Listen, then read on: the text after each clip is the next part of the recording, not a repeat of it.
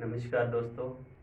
आज हम एक नया टॉपिक लेंगे जिसमें हम देखेंगे कि पवन और उसका वेग उनमें आपस में क्या संबंध होता है।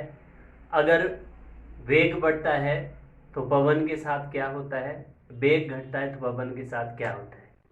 Means wind and the relation between wind and the velocity of wind।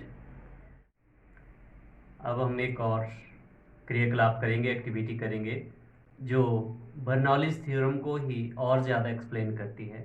Bernoulli's theorem जैसे हमने पढ़ा था कि increase in the velocity of wind decreases the air pressure. ये बर्नौलीज थ्योरम है कि जब पवन का वेग बढ़ जाता है तो वहाँ पे वो वायु का दाब कम हो जाता है।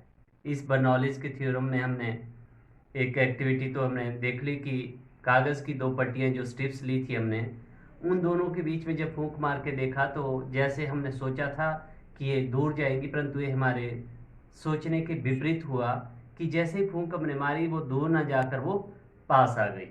तो एक और एक्टिविटी है जिसमें हम ये गुब्बारे लेंगे, दो गुब्बारे लिए और इसको 8 से 10 सेंटीमीटर की दूरी पर हमने लटका दिया है। ये दोनों एक ही आकार के हैं और धागे में भी एक ही लंबाई में हमने ये बांधे हुए हैं। जब हम इसके बीच में से फूंक मारेंगे तो देखेंगे कि ये गुब्बारे दूर जाएंगे या पास आएंगे। तो अब हम फूंक मारने जा रहे हैं। तो देखिए,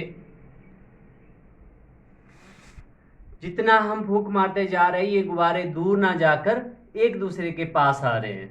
तो ये भी बर्नौलीज थ्योरम को ही एक्सप्लेन करता है कि बर्नौलीज सिद्धांत क्या कहता है कि जब हमने वायु का वेग, पवन का वेग बढ़ा दिया बीच में, तो इससे क्या हुआ कि बीच में इन दोनों गुब्बारों के बीच में पवन का वेग तो बढ़ गया जिससे वायु दाब कम हो गया। यहाँ इनके बीच में वायु दाब कम हो गया, जबकि बाहर वायुमंडल में इन गुब्बारों के इस तरफ को वायु दाब पहले जैसा ही है। मतलब अंदर कम हो गया तो बाहर ज़्यादा हो जाता है।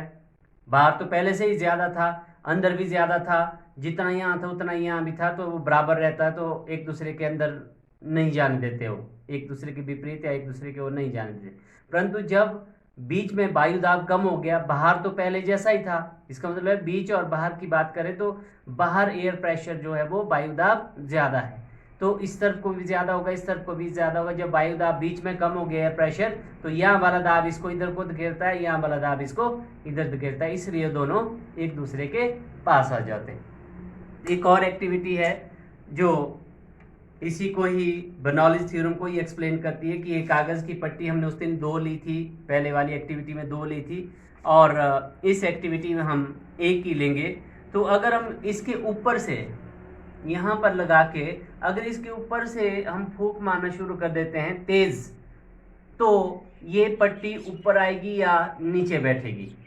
तो जैसा आप सोच रहे हैं कि जब हम ऊपर वायु दाब इसका एक बराबर है, भी नीचे भी एक बराबर है, जब हम पवन का वेग, वायु का वेग ऊपर बढ़ा देंगे, जब इसकी वेलोसिटी ऊपर, स्पीड ऊपर ज़्यादा हो जाएगी तो वायु दाब ऊपर कम हो जाएगा। नीचे तो पहले से ही ज़्यादा है तो वो ऊपर उठ जाएगी पट्टी।